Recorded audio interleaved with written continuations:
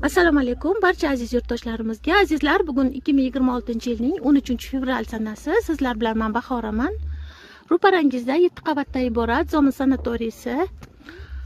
Azizlar, avvalgi videolarimda ushbu sanatoriyning narxlar jadvali bilan va dori yo'li haqida ham gapirib o'tganman.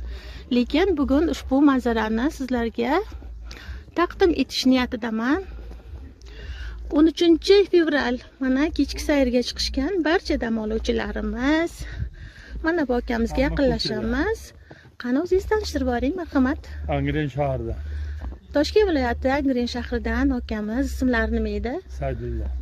Saydullo akamiz mana dam olishga kelganlar va bundan tashqari ham barcha mana sanatoriyda odam to'la deyishdi. Men o'zim ham dam olish niyatida mana shu manzilga tashrif buyurganman, azizlar.